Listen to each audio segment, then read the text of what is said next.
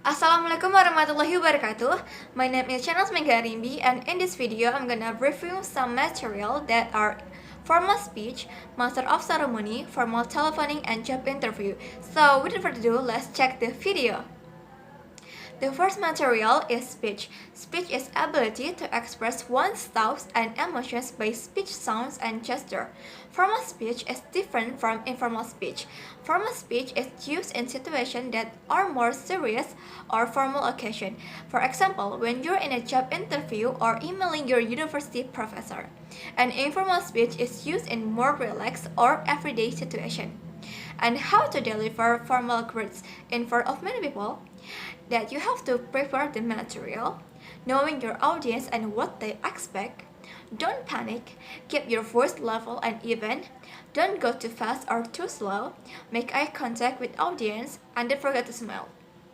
The second is master of ceremony. Master of ceremony, a person who acts as host at formal occasion. She or he makes an introductory speech and introduces other speakers. Master ceremony has two kinds of it.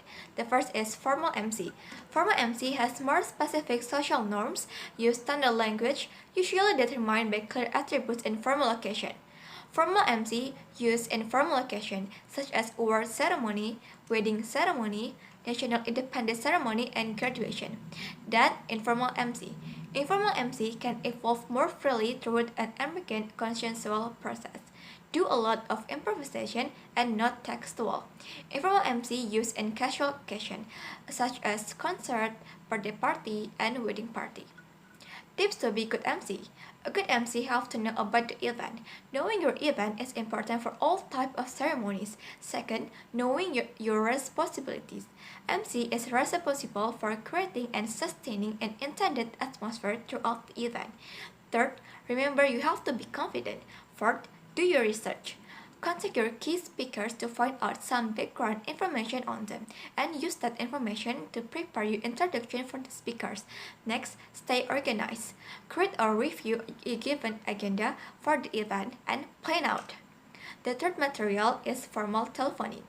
Usually, a formal telephoning conversation is conducted at a much more formal level because the people speaking are taking care to maintain the high level of politeness.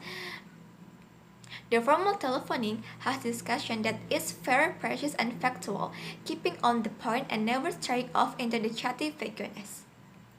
And how to handle telephoning professionally? First is promptly answer calls. Be warm and welcoming. During a phone call, you can transmit more than your voice. You can transfer emotion for this person. Keeping warm and helping attitude can leave a positive impression on your callers. Second, introduce yourself and your business. Third, speak clearly. There are several key elements you need to know.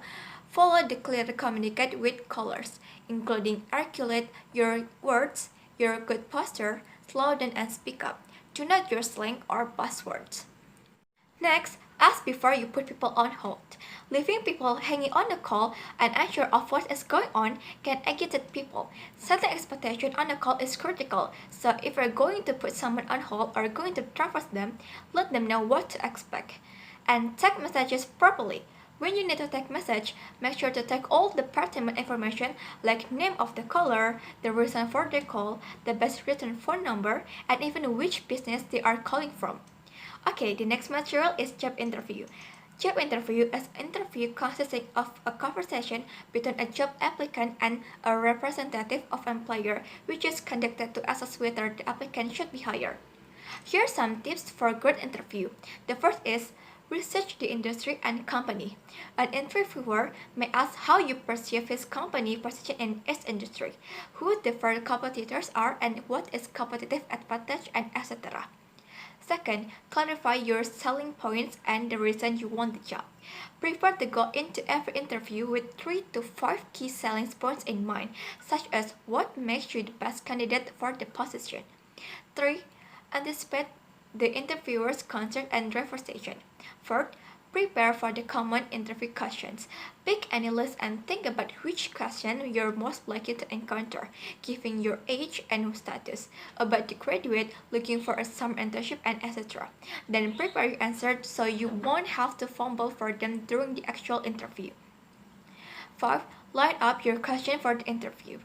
Come to the interview with some intelligent questions for the interviewer that demonstrate your knowledge of the company as well as your serious intent. 6. Practice, practice, and practice. Example, you can practice in front of mirror.